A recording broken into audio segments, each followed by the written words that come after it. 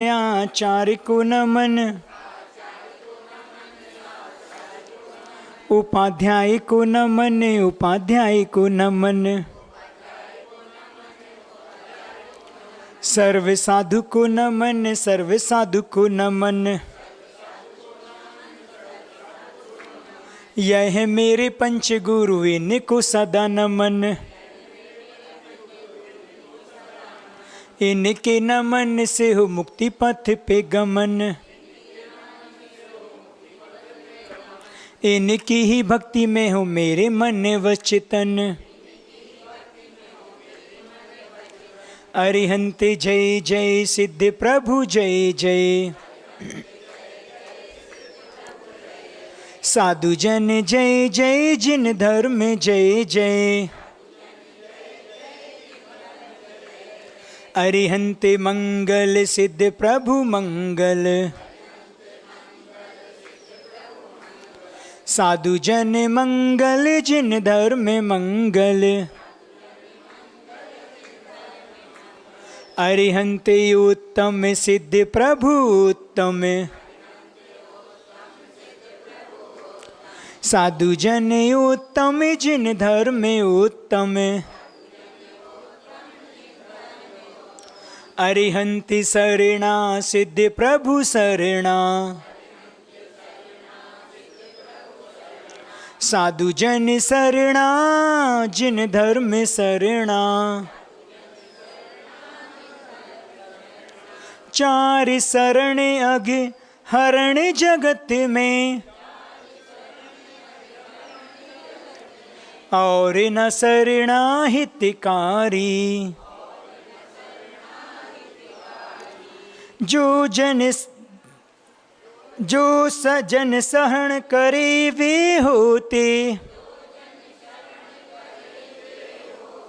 अजर अमर पद के धारी।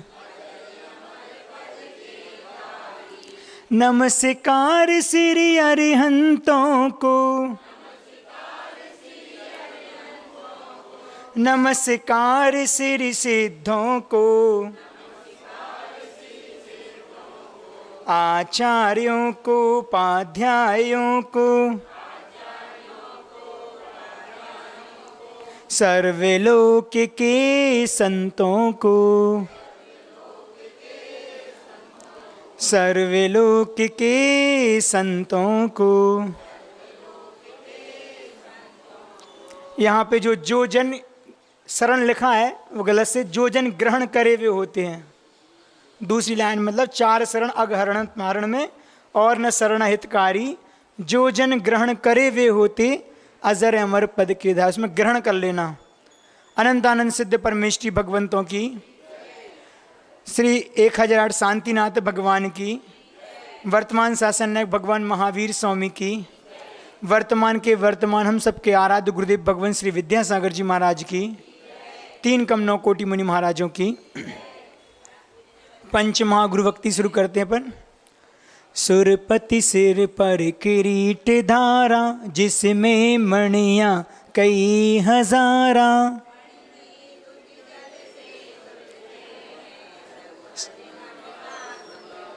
सभी को पढ़ना है, सुनना मात्र नहीं, आवाज आनी चाहिए। बहुत से लोग बैठे हैं। सम्यक्त्वादिक बस गुण धारे, वश विद विधिर पुनासन हारे।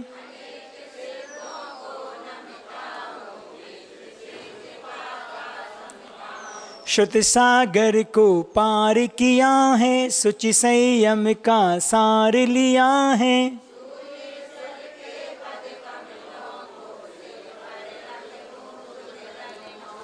उन्मार्गी के मद तम हरते, जिनके मुख से प्रवचन झरते।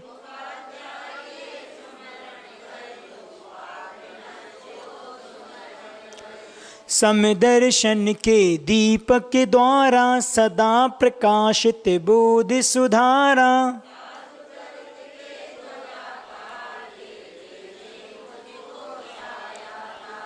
विमल गुणालय सिद्ध जिनों को, उपदेशक मुनि गणी गणों को।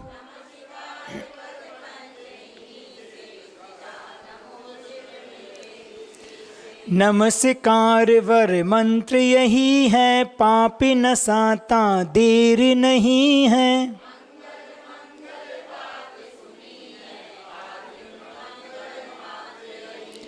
सिद्ध शुद्ध हैं जय अरहंता, गणी पाठ का जय ऋषि संता।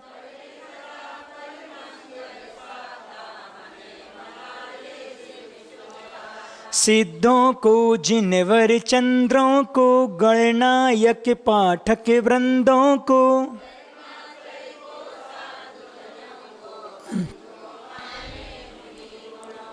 सुरपति चूड़ामणि किरणों से, लालित सेवित सतों दलों से।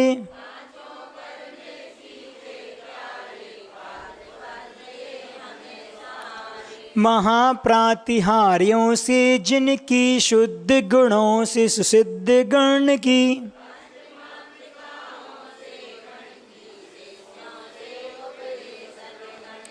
वशविद योगांगों से मुनि की, करूं सदा द्युति सुचि से मन की।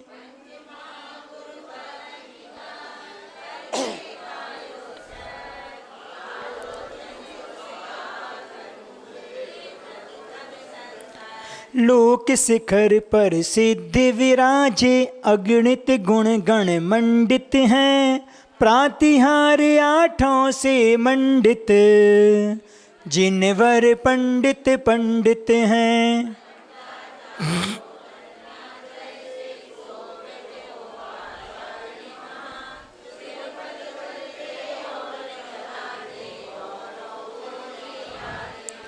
उपाध्याय उपदेश सदा दें, चरित्र बोध का शिव पथ का। रत्नात्रय पालन में रत हो, साधु सहारा जिन मत का।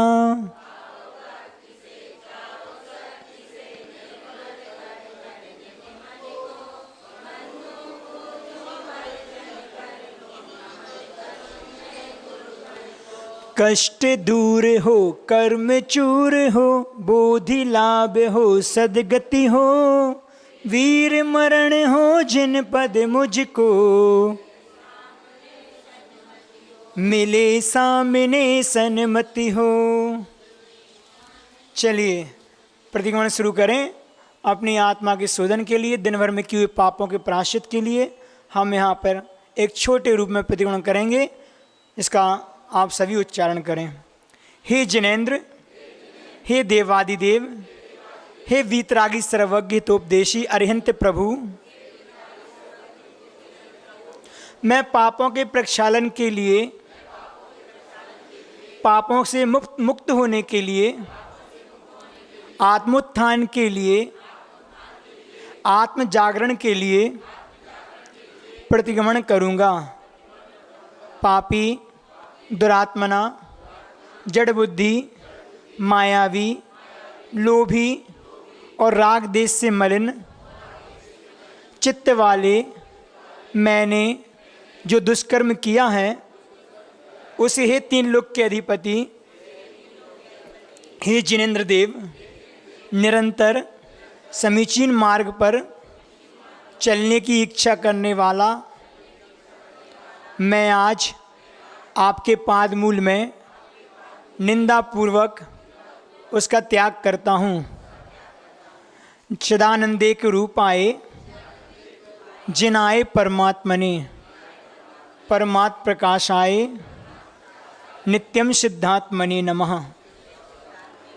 मैं नित्य उन परम सिद्धि को प्राप्त परमात्मा को नमस्कार करता हूँ, जो परमात्म पद के प्रकाशन में अग्रसर हुए हैं, जिन्होंने अनेक रूपता में स्थित चिदानंद प्रभु को सन्मार्ग के आधार पर स्वयं को परमात्म पद में स्थित कर जिस परमात्मा पद को दर्शाया है, मुक्ति प्राप्त की है, अनेक गुणों के भंडार हुए हैं। मैंने भूल से मिथ्यात्ववश अज्ञान दशा में जो इतर निगोत 7 लाख नित्य निगोत 7 लाख, पृथ्वी काय 7 लाख, जल काय 7 लाख, अग्नि काय 7 लाख, वायु काय 7 लाख, वनस्पति काय 10 लाख, 2 इंद्रिय 2 लाख, 3 इंद्रिय 2 लाख, 4 इंद्रिय 2 लाख, पंचेंद्रिय पशु 4 लाख, मनुष्य गति 14 लाख और देव गति 4 लाख, नरक गति 4 लाख, कुल 84 लाख योनि, माता पक्ष पिता पक्ष 199 लाख करोड़, सूक्ष्म बादर पर्याप्त अपर्याप्त और लब्धि अपर्याप्त आदि जीवों की विराधना की हो तथा इनसे राग देश द्वारा जो पाप लगा हो वह सब मिथ्या होवे, मैं पश्चाताप करता हूँ। हे भगवान, मैंने 4 आर्त ध्यान, 4 रौद्र ध्यान या अतिचार अनाचार कर तथा 30 जीवों की विराधना की हो, सप्त व्यसन सेवन किए हों, सप्त भयों का अष्टमूल गुण व्रत में अतिचार लगे हों, 10 प्रकार बहिरंग परिग्रह, 14 प्रकार अंतरंग परिग्रह रखा हो, 15 प्रमाद के वशीभूत होकर 12 व्रतों के 5-5 अतिचार, इस प्रकार 60 अतिचारों में पानी छानने में, जीवनी था स्थान न पहुँचाने में जो पाप लगाया हो वह सब मेरा मिथ्या होवे। अब यहाँ पे अपन ने 10 प्रकार का बहिरंग परिग्रह पढ़ा, 14 प्रकार का अंतरंग पढ़ा, 15 प्रमाद पढ़े। इन सब के नाम आप लोग को पता है? कोई बताएगा? 10 परिग्रह कौन से होते हैं? सूत्र आता है त्वार सूत्र में, क्षेत्र वास्तु हिरण्य सवर्ण धन धान दासी दास कुप्प और भांड, ये 10 प्रकार का तो वही रंग हो गया। अंतरंग परिग्रह वो किसी को नहीं पता होगा, 10 तो ये भी नहीं पता, वो कैसे पता होंगे? अंतरंग परिग्रह मतलब हमारे अंदर पलने वाला, बाह्य में तो इन परिग्रह का त्याग साधु भी कर देता है, लेकिन अंदर के परिग्रह के त्याग करना बहुत मुश्किल होता है। कौन कौन से होते हैं? 4 कसाय और 9 कसाय, 9 4 13 और 1 मिथ्यात्व, ऐसे 14 अंतरंग परिग्रह और 15 प्रमाद। कौन से होते हैं 15 प्रमाद? ये भी नहीं पता। जो अपन डेली करते रहते हैं गृहस्थी, प्रतिदिन प्रति समय चल रहे हैं, बताओ। 4 विगथाएं और 4 कसाएं, क्या है? खड़े तो होगा, समझ में नहीं आ रहे वहां से क्या बोल रहे हैं। यही तो है ना, हम सही तो बता रहे। 4 कसाएं 4 विगथाएं और क्या है? 5 क्या है? इंद्रिय विषय और 2 स्नेह और निद्रा। ऐसे 15 प्रमाद होते हैं जिनको हम प्रतिदिन करते हैं। अपन इसके बाद में बात करेंगे, चलो प्रतिमा पूरा कर लें। हे भगवान, मैंने रौद्र परिणाम चिंतवन में, चलने में, हिलने में, सोने में, करवट लेने में, मार्ग में ठहरने में, बिना देखे गमन करने में, मेरे मन वचन काय द्वारा जो पाप ना समझ से या समझ से लगा हो तो वह सब पाप मिथ्या हो, मैं पश्चाताप करता हूँ। हे भगवान, मैंने सूक्ष्म अथवा बादर कोई भी जीव पैर तले, करवट बदलने में, बैठने उठने में, चलने फिरने, झाड़ू लगाने में, संभ्रम समारंभ आरंभ के द्वारा रसोई व्यापार इत्यादि आरंभ में सताए हों, भय पहुंचाया हो, मरण को प्राप्त हुए हों, दुख का अनुभव कराया हो, छेदन वेदन से मन वचन काय द्वारा जाने वे जाने में दुख प्राप्त कराया हो, वह सब दोष मिथ्या हो, मैं पश्चाताप करता हूँ। मैं सर्व जिनेन्द्र की वंदना करता हूँ। 24 जिन भूत भविष्यत वर्तमान, 20 तीर्थंकर, कल्याणक क्षेत्र, सिद्ध क्षेत्र, अतिशय क्षेत्र, कृत्रिम अकृत्रिम चैत्यालय की, जिन मंदिरों की, जिन चैत्यालयों की वंदना करता हूँ। मैंने सर्व मुनि आरिका श्रावक श्राविका 11 प्रतिमाओं में स्थित साधर्मी बंधुओं की, बिना समझे अनुभवी संसारी भव्य जीवों की जो निंदा की हो, कटुक वचन कहे हो, आघात पहुंचाया हो, विनय न की हो तथा अन्य जीवों की निंदा गरहा की हो, तो वह सब पाप मिथ्या हो, मैं पश्चाताप करता हूँ। हे प्रभु, मैंने निर्माल्य द्रव्य का उपभोग किया हो, सामायिक के 32 प्रकार के दोष लगाए हों, जिन मंदिर में 5 इंद्रियों के विषय व मन के द्वारा विषयों में प्रवृत्ति की हो, भगवत पूजा में जो प्रमाद किया हो, मैंने राग से, देश से, मान से, माया से, खेल तमाशे में, नाटक गृहों में, नृत्य गान आदि सभी सोसाइटियों में, पिक्चर में ग्रहित अग्रहित मिथ्यात्व द्वारा जो कर्म नौ कर्म संग्रहित किए हों, व जो भाव दूसरों के प्रति अहित किए हों, वह सब मिथ्या हों, मैं पश्चाताप करता हूँ। यहाँ पे ग्रहित और अग्रहित मिथ्यात्व का नाम आया है। ग्रहित मिथ्यात्व किसे कहेंगे, अग्रहित मिथ्यात्व किसे कहेंगे? मिथ्यात्व होता है ना, मिथ्यात्व के 2 भेद भी हैं, मिथ्यात्व के 5 भेद भी हैं। यहाँ पे 2 भेद दिए हैं, ग्रहित और अग्रहित। ग्रहित किसे कहेंगे? जो ग्रहण किया हो बुद्धिपूर्वक, और जो अनादिकाल से परंपरा में जो चलाया मेरे साथ, वो कौन सा है? अग्रहित। एक काल का दोष है कि इस काल में हुए ये 363 मत चल गए, तो एक ग्रहित मिथ्यात्व का पूरा दोष यहाँ आता है। अन्य जीवी जो देव का स्वरूप नहीं है, उसके स्वरूप को अपन मान लेना, जो शास्त्र नहीं है, जो गुरु नहीं है, उनको गुरु शास्त्र मान लेना, ये वर्तमान काल की देन है। बाकी विदे आदि जो कर्म भूमियाँ हैं, वहाँ पे तो मात्र एक अग्रहित मिथ्यात्व है। वहाँ पे अन्य जो देवी देवा जो कुदेव आदि जिनके अपन बात करते हैं, वहाँ पे उनका कोई भी स्वरूप है ही नहीं है, मात्र यहीं पे स्वरूप है, और इसी काल की वह एक देन है। तो जो हम विरासत में लेके आए हैं अनादिकाल से, वो अग्रहित हैं। जो यहाँ आके हम प्राप्त किया, देखा देखी में दूसरों की प्रशंसा संस्तवा आदि के माध्यम से, वह मेरा ग्रहित मिथ्यात्व है। इसका भी विषय बहुत लंबा चौड़ा है, इतना ही अपन समझने का प्रयास करें। जुआ, मांस, मदिरा, शिकार, वेश्यागमन, चोरी और परस्त्री रमण, इन सप्त व्यसन सेवन में जो पाप लगा हो, तस्मिच्छामि दुक्कड़म।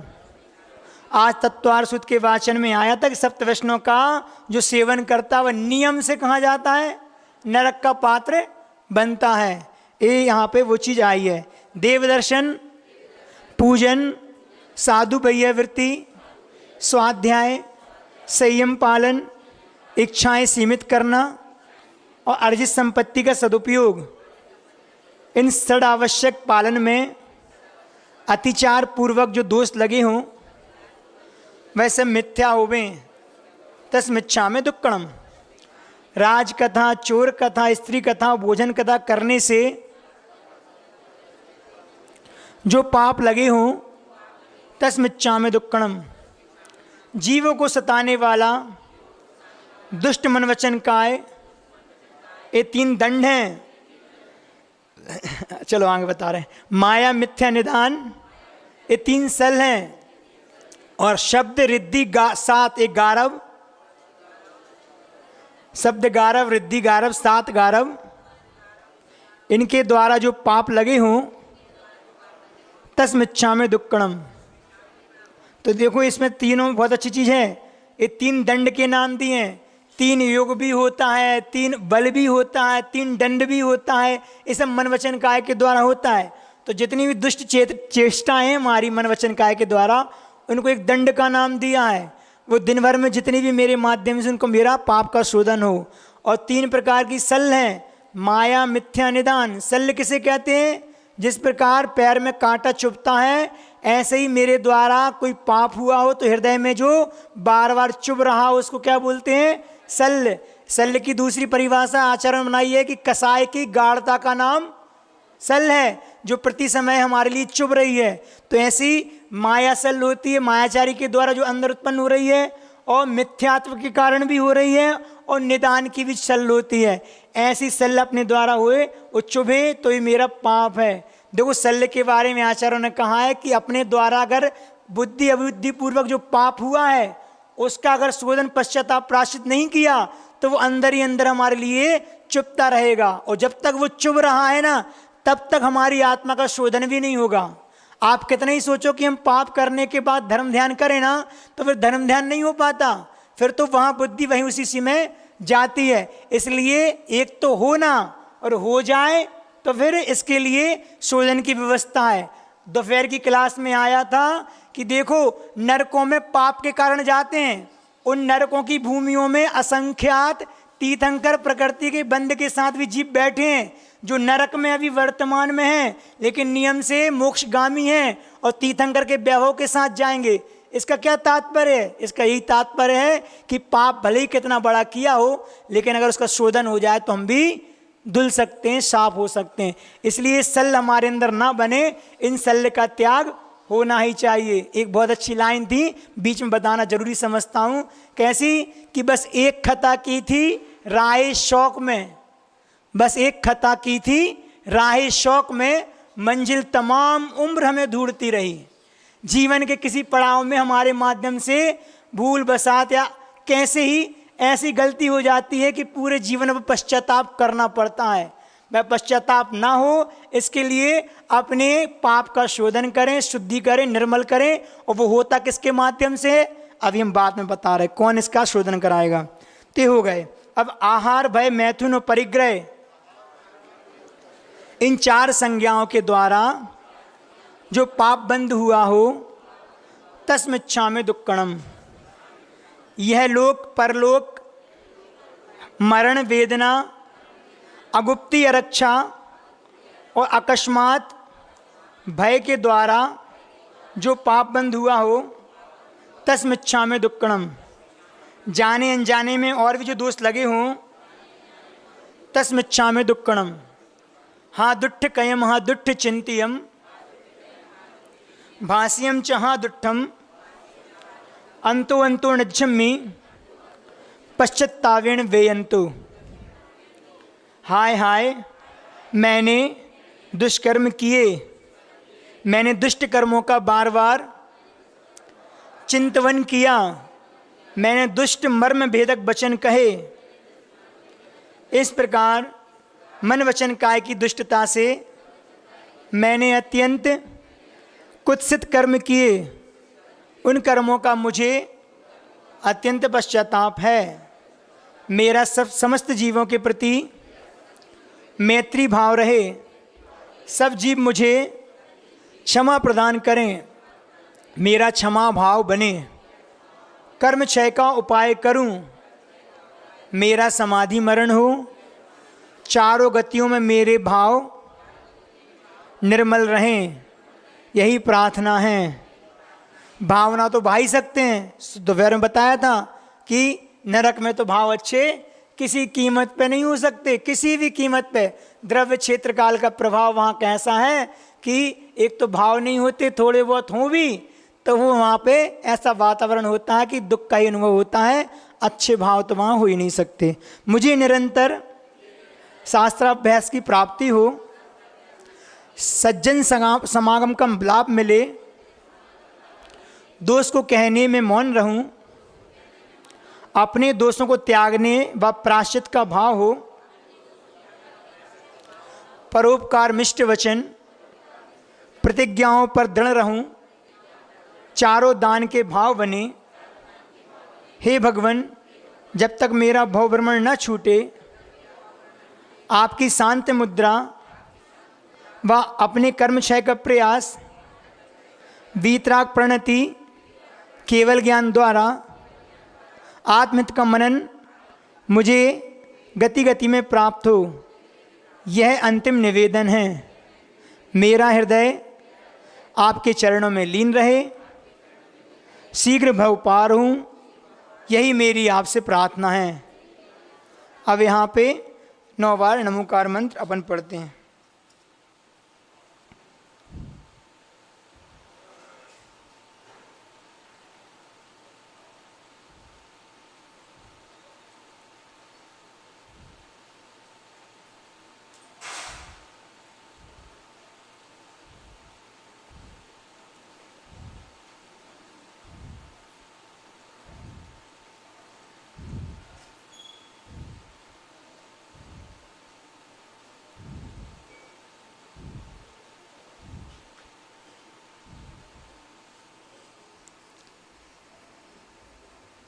चलिए अब अपन सामायिक पाठ के लिए मानसिकता तैयार करें। सबके हाथ में पेपर है। सामायिक के बारे में कुछ कहना था, लेकिन समय का साथ। मुनिचर्या श्रावक चर्या में यह आवश्यक है, ममता तजना समता भजना ही सामायिक है। चलो फिरो मत हिलो डुलो मत बोल नहीं बोलो,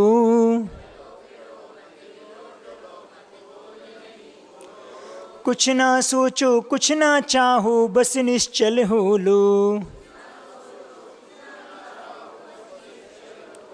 राग देश और मोह करो मत विधि आवश्यक है, ममता तजना समता भजना ही सामायिक है। आने वाली अंतिम घड़ियां कैसे सुधरेंगी,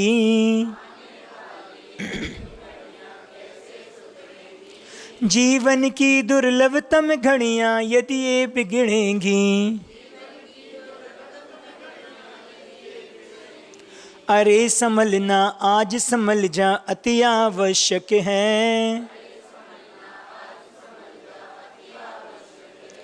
ममता तजना समता भजना ही सामायिक है।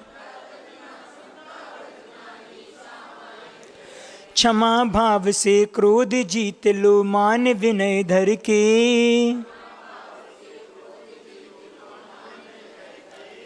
ऋजुता से माया को जीते लोभ तोष करके। विषय विजेता कसाय जेता ही इस लायक है, ममता तजना समता भजना ही सामायिक है। आवश्यक में आवश्यक हो आवश्यकता है, आवश्यक करने वालों की आवश्यकता है, आवश्यक में सबसे उत्तम यह आवश्यक है। ममता तजना समता भजना ही सामायिक है, समता बिन उपवास वृथा है औ बनवास वृथा।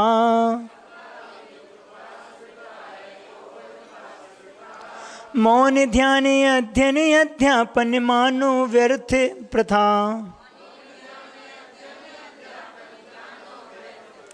समता धन की संत जनों को शिव सुखदायक है, ममता तजना समता भजना ही सामायिक है। अब तक जितने सिद्ध हुए हैं सबने स्वीकारा,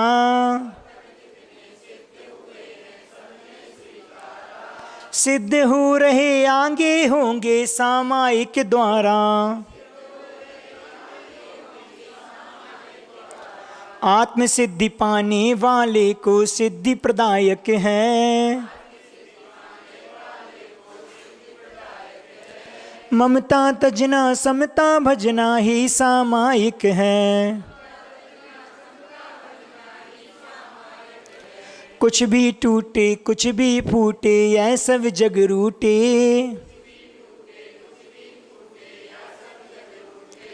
काया छूटे माया छूटे यह सब जग छूटे। समता ताला कभी न छूटे परमावश्यक है। ममता तजना समता भजना ही सामायिक है। राजाओं ने राज तजा है जिसके पाने को।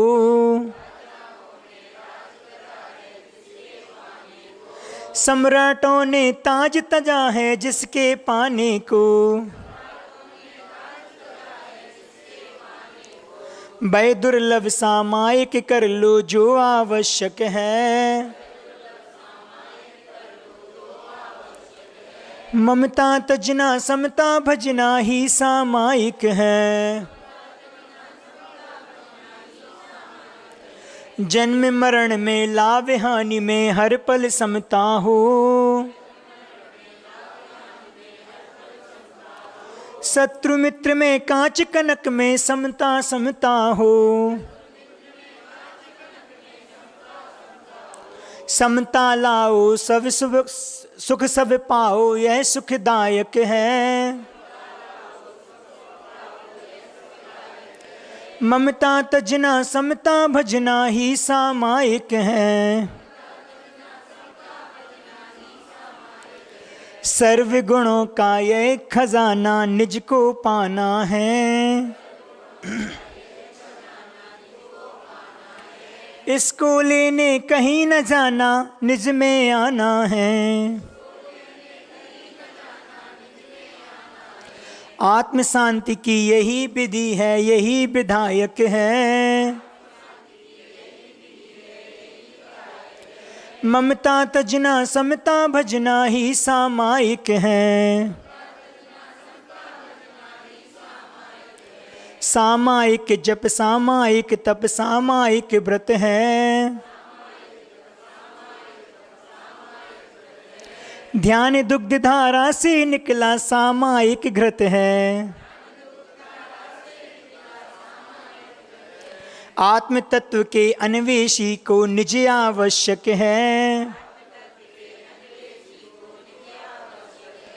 ममता तजना समता भजना ही सामायिक है। मैं ही करता कर्म करण हूँ मैं ही क्रिया हूँ। मैं ही चेतन मैं ही चिंतन मैं ही चर्या हूँ।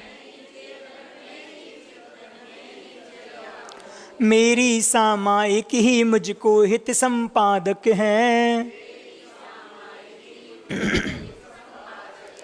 ममता तजना समता भजना ही सामायिक है।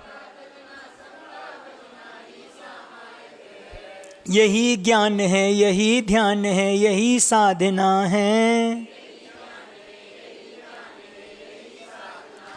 यही भाव है यही भावना यही वासना है। इस पथ पर चलने वाला ही शिव पथ नायक है।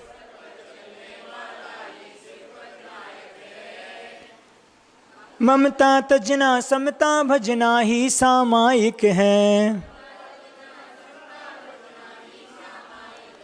हे समताधर पारस प्रभुवर तुम्हें नमन मेरा।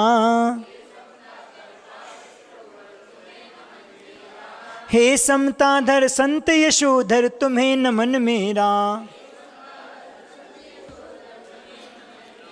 सामायिक में समता धरना सदा नियामक है।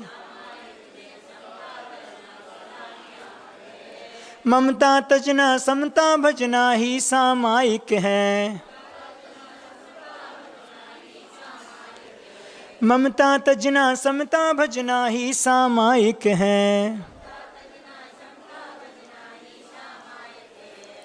चलिए सामायिक की प्रक्रिया पूरी करके 5 से 10 मिनट का अपन ध्यान लगाएंगे। हो सके तो ये सारी लाइट आगे की बंद कर दो तो अच्छा है, एक जलाना हो तो जला सकते हैं यहाँ पे। वही कल जैसी थोड़ी सी प्रक्रिया, अपने आप में अपने शरीर को ढीला करके ज्ञान मुद्रा में अपने हाथों को बना के दोनों अपन पैरों पर अपने हाथ को रखकर पूरे शरीर को ढीला छोड़ें और ओंकार की ध्वनि के साथ अपन थोड़ी सामायिक की ध्यान की प्रक्रिया करेंगे। अपने अपनी आंखें बंद करें और बैठें। वो वाली लाइट बंद नहीं होगी सारी, एक कोई चालू कर दो, बाकी सारी। हाँ हाँ वो सारी कर दो, ये भी कर सकते हैं आगे, आज जितना आपको उचित लगे। चलिए आंखें बंद करके ओंकार की ध्वनि।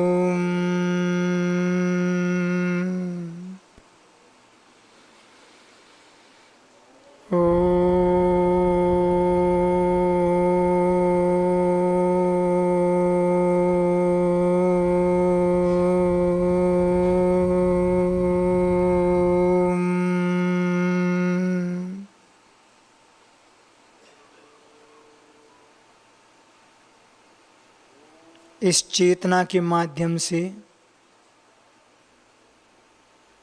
हम अपनी चेतना को ऊर्जा से भरते हुए ऊर्जावान बना रहे हैं। अपने मन को शांत करते हुए हम एक शांत मन से अनुभव कर रहे हैं, क्योंकि जब तक मन शांत नहीं होगा तब तक शरीर में शांति की प्राप्ति नहीं होगी। और शरीर की स्वस्थता हमारे मानसिक विचारों और आत्मिक भावों से जुड़ी हुई है। जब तक हमारा मन बाह्य विषयों की ओर दौड़ेगा तब तक आत्मा से हमारा संबंध नहीं जुड़ पाएगा। आत्मिक भावों में विचारों की विशुद्धि के लिए बाह्य विषयों से अपनी इंद्रियों को हम हटाते हुए हमारा पूरा केंद्र बिंदु हमारी आत्मा हुई।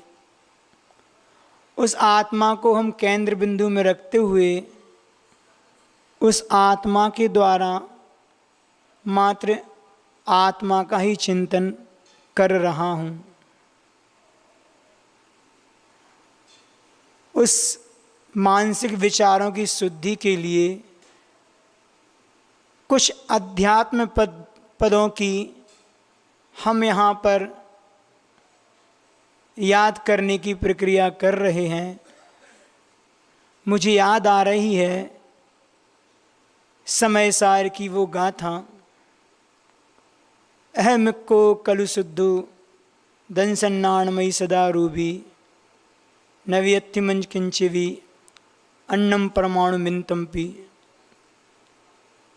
अहमिक्को खलु सुद्धु, मैं एक हूँ और निश्चय से शुद्ध हूँ। दर्शन ज्ञान मेरा स्वभाव है। मैं अपने स्वरूप का मात्र इतना ही चिंतन कर रहा हूँ न मेरे आगे कोई, न मेरे पीछे कोई, न ऊपर कोई, न नीचे कोई, बस मेरी आत्मा। और निश्चय दशा को प्राप्त वह मेरी आत्मा पहले भी शुद्ध थी, आज भी शुद्ध है और आगे भी तरकालिक शुद्ध बनी रहेगी। मेरी आत्मा का विचरण मात्र ज्ञान और दर्शन दो उपयोगों के मात्र, तीसरा कोई उपयोग में नहीं हो रहा है। परमाणु मात्र भी मेरा इस संसार में कुछ नहीं है, फिर मैं कैसे कह सकता हूँ कि जो शरीर है वह मेरा है। और जब ये शरीर ही मेरा नहीं है तो पर ये मेरी पत्नी कैसे हो सकती है, मेरे बच्चे कैसे हो सकते हैं, मेरा धन मेरा कैसे हो सकता है, वह घर मेरा कैसे हो सकता है, परिवार मेरा कैसे हो सकता है। किंचित मात्र भी मेरा नहीं है, मेरा शरीर भी मेरा नहीं है, मेरा तो बस एक मेरी आत्मा है। उस आत्म तत्व का अनुभव मैं कर रहा हूँ, जो मेरी आत्मा मुझे कर्मों से रहित दिख रही है। मैं ऐसा महसूस कर रहा हूँ, अभी तक जो मैं कर्मों के भार से लिप्त था, जो भारीपन मेरे अंदर दिख रहा था, वह आत्मा का भार मुझे कम होते दिख रहा है। जो 8 कर्म और 8 कर्म संबंधी 148 जो उत्तर प्रकृतियां हैं, जो अनादि काल से मेरे साथ लगी हुई थीं, मैं आज अनुभव कर रहा हूँ कि वह सारी एक एक करके ऐसे अग्नि में भस्म हो रही हैं कि वे पुनः मेरी आत्मा से संबंध को प्राप्त ना हो पाए। वह अग्नि मैंने स्वयं प्रज्वलित की है। मेरे अंतरंग में वह अग्नि ऐसी भभक रही है, मेरी नाभि स्थल से निकलते हुए मेरे हृदय स्थान को छूती है और हृदय स्थान को छूते हुए मेरे कंठ में आकर मेरे मुख में और मुख के माध्यम से मेरे ब्रह्म केंद्र स्थान पर आते हुए बाहर आ रही है। और 8 कर्म संबंधी सारी प्रकृतियाँ मेरी धू धू कर जलकर बाहर हो रही हैं। ये महसूस, यह एहसास मैं अपनी आत्मा में रहकर कर रहा हूँ कि कैसे देखो मेरे ज्ञान आवरणी संबंधी जो 5 ज्ञान हैं, उनकी प्रकृतियाँ एक एक करके बाहर जा रही हैं। दर्शन संबंधी, दर्शनावर्ण संबंधी जो 9 प्रकृतियाँ हैं, जो उत्तर भेद हैं, वह भी मेरे शरीर से, मेरी आत्मा से पृथक होते हुए बाहर की ओर जा रही हैं। अग्नि के एक एक कण में ये प्रकृतियों के जो निषेक थे वो जल के भस्म सात हो रहे हैं। मोहिनी संबंधी 28 प्रकृतियाँ वह भी एक एक करके जलती हुई मेरी आत्मा से बाहर जा रही हैं और अंतराय संबंधी 5 प्रकृतियों का भी मैं अनुभव करता हुआ अंतराय कर्म को जला रहा हूँ। यह जो क्रिया मैंने अपनी आत्मा में की है, वास्तव में महसूस कर रहा हूँ, इसके माध्यम से मेरी आत्मा बहुत हल्का महसूस कर रही है। जो आत्मा में भार था, जो भार मुझे ऊपर नहीं उठने दे रहा था, मुझे एहसास हो रहा है कि मैं इस समय जमीन के स्पर्श से बहुत ऊपर उठ चुका हूँ। यह ऊर्जा मेरे अंदर मेरी आत्मा के पुरुषार्थ से आई। यह वैचारिक जो विशुद्धि है वह मैंने अपनी आत्मा में उत्पन्न की, और एक की है मैंने अपनी शरीर की शुद्धि से। वह शरीर की शुद्धि मेरी मानसिक विचारों में शुद्धि का कारण बनी, और वह शुद्धता मेरी आत्मा के विकास में कारण बनी।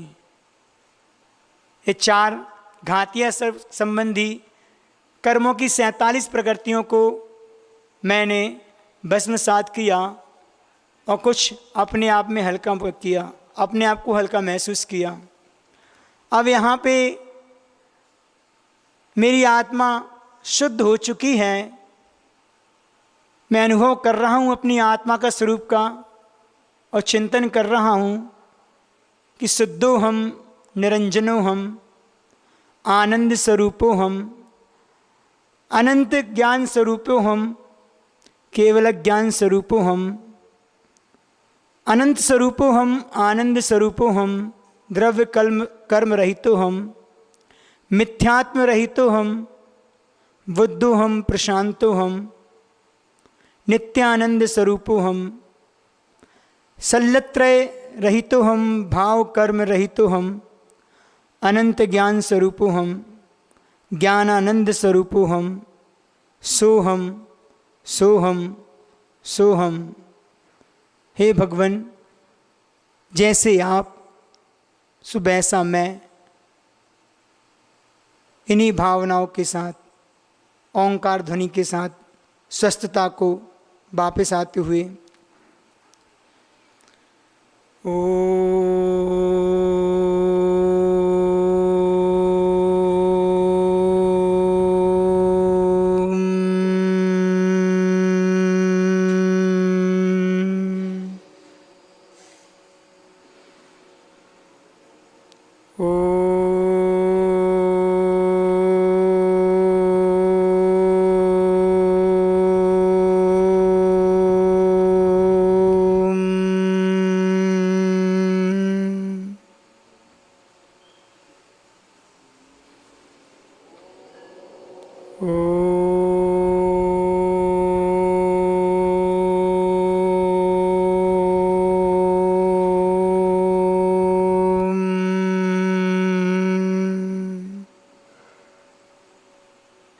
स्वस्थ हों, पुनः वापस आएं, अपनी आँख खोलें और अपने हाथों के घर्षण के माध्यम से शरीर का स्पर्श करते हुए स्वस्थता का अनुभव करें।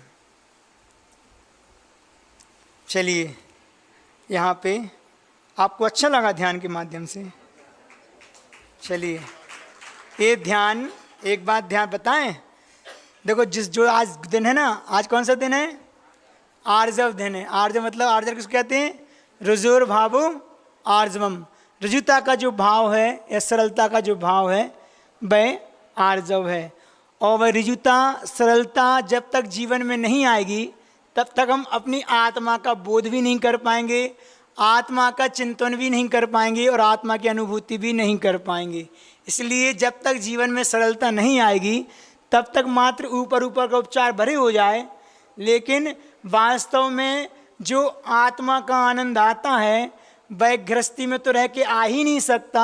आचार्य महाराज कहते हैं 3 काल में और 3 लोक में अगर आत्मा की अनुभूति घर में बैठ के होने लगी तो फिर तो मैं आकाश में फूल भी खिला दूंगा और गधे के सिर पे सींग भी उगा दूंगा। गधे के सिर में सींग हो सकते हैं, आकाश में फूल खिल सकते हैं और बंध्या औरत के पुत्र उत्पन्न हो सकता है, लेकिन गृहस्थ में रह के श्रावक के कभी भी आत्मा की अनुभूति हो ही नहीं सकती। इसलिए उस अनुभूति को प्राप्त करने के लिए तो रत्नत्रय की प्राप्ति बहुत जरूरी है, और वह इतनी अपने आप में दुर्लभ है। सहज होती तो किसी को भी प्राप्त हो जाती। उस आत्मा की अनुभूति के लिए हमारे लिए सरल होना पड़ेगा।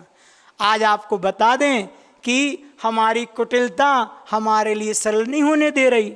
हमारी कुटिलता क्या है? हमारी मायाचारी। और मायाचारी के बारे में तो ज़्यादा कहने की आवश्यकता है ही नहीं है, क्योंकि जिनके यहाँ पे बहुत ज़्यादा बहुलता दिख रही है, ये गुण तो हमारे पास सहज स्वभाव में है। हम नहीं कह रहे ये बात। कुटिलता और मायाचारी के जो गुण हैं वह स्त्री पर्याय में तो आचार्य महाराज कहते हैं स्वभाव से होते हैं। लेकिन ध्यान रखो, ये अपवाद है, ऐसा नहीं है कि महाराज जी होते तो हमारे अंदर भी हों, एकांत से नहीं है। इसलिए टटोलने अपने अपने मन को। अगर मुक्ति को प्राप्त करना है, अपनी आत्मा का कल्याण विकास करना है, तो हमारे अंदर से चाहे पुरुष हो चाहे महिला हो, मायाचारी का स्वभाव तो छोड़ना ही पड़ेगा और हमारा जो स्वभाव सरलता का है उसको अपनाना पड़ेगा। उत्तर पुराण में एक जगह आया है कि स्त्री चाहे तो अपनी पर्याय का छेदन बहुत जरा से में कर ले। उत्तर पुराणकार बोल रहे हैं, वह अपने पूरे जीवन में इतना धर्म करती है, पुरुष की अपेक्षा 3 गुना ज़्यादा करती है। पुरुष की अपेक्षा एक स्त्री 3 गुना ज़्यादा धर्म ध्यान करती है। वह चाहे तो अपना स्त्री पर्याय का छेदन कर दे, लेकिन एक उसके पास जो गुण होता है, वह गुण उसके पूरे धर्म ध्यान को गुण गोबर कर देता है। कौन सा गुण है? कितने अच्छे से पता है। मायाचारी का वह गुण हमारे अंदर हमारी सारी क्रियाओं को बेकार कर देता है। इसलिए आज के दिन क्या सीखना है? अगर पर्याय का छेदन करना है तो मायाचारी तो छोड़ना ही पड़ेगी। छोटी छोटी सी बातों में, कहने में, मन से, वचन से, काय से हम एक कर जाते हैं। अबुद्धि पूर्वक इतनी होती कि अपन को लगता है महाराज जी हम तो करते ही नहीं हैं, हम तो बहुत धर्मात्मा हैं, बहुत सरल, लेकिन हो जाती है। अगर सूक्ष्म दृष्टि से अपन चिंतन करें, हम खुद अनुभव कर सकते हैं कहाँ कहाँ मायाचारी कर लेते हैं।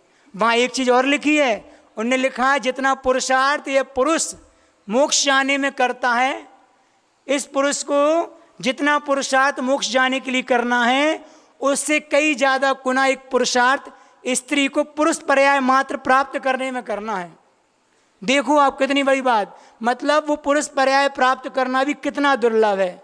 महाराज जी आज की दुनिया में आप कहाँ बातें कर रहे हो, अभी ऐसी कहोगे तो क्या पार्शलिटी कर रहे हो, स्त्री पुरुष में भेद कर रहा है? भेद नहीं कर रहा है, ये तो बात बता रहे हैं, शक्ति सैनन पुण्य की बात है। पुरुष वेद का मिलना अपने आप में प्रशस्त प्रकृति होती है, तो इसका तो लाभ होता है, क्योंकि इस पर्याय से मुक्ति का पुरुषार्थ करने का सौभाग्य प्राप्त मिलता है। रत्नत्रय का पात्र तो मात्र पुरुष होता है। तो यहाँ पे अपन ने मायाचारी की बात की। एक बहुत अच्छा दोहा आता है, पारा पछता ना कभी और न पछता पाप। पारा पछता ना कभी और न पछता पाप, खुद और खुदा से कभी छुपी ना कोई बात। न खुद से न खुदा अर्थात भगवान से। हम सोचते हैं हम पाप कर लें, कौन देख रहा है? कोई देखे ना देखे, मैं स्वयं और मेरी आत्मा और ऊपर केवल ज्ञानी। हमारे अंदर के जो भाव हैं वो कोई जाने या ना जाने, मात्र मैं और मेरे भगवान, केवली भगवान, दो तो जान ही रहे हैं। इसलिए ऐसा काम ना करो कि पाप को पचाने में फिर हमारे लिए परेशानी हो। एक ऐसी पर्याय मिली है, मनुष्य पर्याय जैन कुल, जितने पाप पूर्व में किए हैं इन सबको हम पचाने का प्रयास करें। हमने कहा था ना कि जो पाप हमसे हुए हैं जाने अनजाने में, उनका शोधन कर लो वक्त रहते, नहीं तो ना जाने कौन सी गतियों में कैसे कैसे भटक के इनके दुखों का सहन करना पड़ेगा। ये बात तो पक्की है, सहन करना है। कर्म इतना ईमानदार है कि कर्म के बराबर ईमानदार तो संसार में दूसरा कोई नहीं है। पाई पाई का हिसाब बिल्कुल पूरा पूरा लेगा। अपन इन्हें सोचे कि महाराज जी वो ऐसे निकल जाएं। कर्म भले कमज़ोर पड़ जाए, भले दूसरे रूप में दे बदला, लेकिन अपना बदला तो लेता है। धर्मात्मा पुरुष होता है, हो सकता है संक्रमण के माध्यम से, उदीर्णा के माध्यम से स्थिति कम ज़्यादा करके कर ले, लेकिन कर्म उदय में तो आएगा ही आएगा। इसलिए करते समय सोच लें कि कैसे कर्म करना है जो बाद में पश्चाताप का कारण ना बने, और जो किए हैं उनका शोधन हम कर लें। कौन है हमारा शोधन कराने वाला?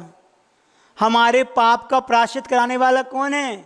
आचार्यों ने कहा है कि मात्र गुरु ही एक ऐसे होते हैं जो हमारे अपने पाप का शोधन कराने वाले होते हैं। संसार में दूसरे नहीं होते।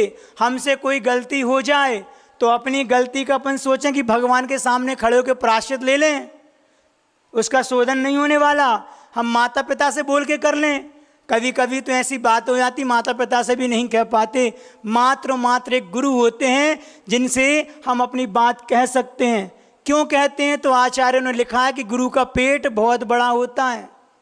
गुरु का पेट बहुत बड़ा होता। कैसा बड़ा होता महाराज? इतना बड़ा होता है कि इसके अंदर जो जाता है ना वो बाहर नहीं निकलता। तुम्हारी बात उन तक सीमित है, तीसरे तक कभी नहीं जाएगी। इसलिए प्रायश्चित और पश्चाताप के अधिकारी मात्र गुरु होते हैं। इसलिए अपने गुरु से जाके अपने मन की बात हम कह सकते हैं और कहना भी चाहिए। आचार्य कुंद महाराज ने प्रवचन सार में गुरु को कल्याण मित्र की संज्ञा दी है। गुरु हमारे ऐसे मित्र हैं जिनको हम अपना अच्छा बुरा कह सकें, मन की पीड़ा को, मन की दुविधा को, जो असमंजस की स्थिति हो, जो हम किसी से ना कह पाएँ, वह अपने गुरु से कह सकें। और गुरु से कहने के लिए पहले गुरु को अपना बनाना भी पड़ता है, ऐसे ही नहीं कह पाते। और गुरु बनाने के लिए गुरु की आप परीक्षा भी कर सकते हो। वर्तमान पंचम काल में गुरु की परीक्षा होती है, और कालों में तो गुरु शिष्य की परीक्षा करता है। ये बलिहारी वर्तमान पंचम काल की है कि यहाँ पे गुरु की परीक्षा होती। कोई बात नहीं, जितनी करना है उतनी कर लो, लेकिन एक बार गुरु की परीक्षा एक ही बार होती है, बार बार नहीं होती। एक बार परीक्षा करने के बाद तो फिर मात्र प्रतीक्षा होती है उनके संकेतों की और उनके आज्ञा की, कि वो मुझे जो आज्ञा दें, जो संकेत करें, जैसे मेरे पाप का शोधन करें, कर दें। मैं शुद्ध होना चाहता हूँ। अब जिनके अंदर शुद्ध होने की भावना हो, वह गुरु के माध्यम से अपने पाप का शोधन करके अपनी आत्मा को निर्मल बना सकते हैं। एक छोटा सा प्रसंग है मायाचारी को लेके, कि एक बार राम लक्ष्मण सीता के साथ वन विहार करते हुए एक पंपा नाम के सरोवर के यहाँ से गुजरे। और वहाँ से गुजरे तो सीता ने कहा कि हे प्रभु देखो, क्या देखो? कि ये हंस नहीं, ये बगुला, हंस की बात नहीं है, ये बगुला कैसे एक टांग पे खड़ा होकर ध्यान लगा रहा है। इसके माध्यम से इसकी कितनी शांति प्राप्त हो रही है। राम कहते सीता तुम कितनी भोली हो, जो व्यक्ति जैसा होता है उसको सामने वाला भी वैसा ही दिखता है। राम ने कहा सीता तो मालूम नहीं है वो ऐसा क्यों खड़ा है, उसने तो मछलियों के वंश का नाश कर दिया। एक टांग पे खड़ा जरूर है, जैसे उसके टांग दूसरे मछली नीचे आती दूसरे टांग को दबा लेता है। ये सबसे अच्छा सटीक उदाहरण मायाचारी को लेके क्या है यहाँ पे बनता है।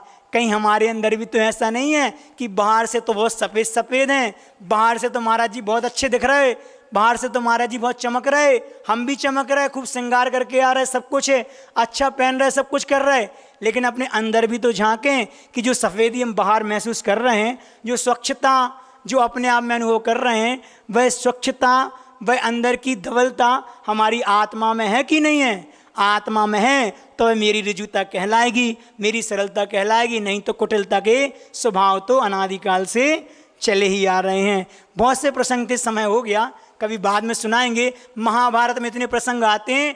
दुर्योधन ने पूरे जीवन भर पांडवों के साथ छल किया, उनके साथ बैर रखा, ईर्ष्या रखी, लेकिन परिणाम तो अंत में क्या होता है आपको सबको पता है। पंडित जी बहुत व्याख्या करेंगे, रात में तो सुनना कि पांडवों ने कैसे कैसे, सुनो भीम के साथ इतना किया, लेकिन भीम का पुण्य था, चरम शरीर तो थे ही, लेकिन कहते हैं उनको बांध के खाट का खाट नदी में फेंक दिया।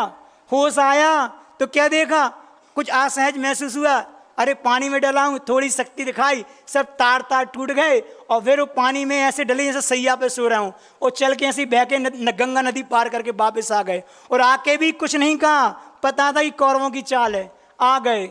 उन्होंने एक बार जहर मिला दिया पूरे भोजन में, पूरा भोजन गट गट कर गए, जहर का असर ही नहीं हुआ उनके लिए।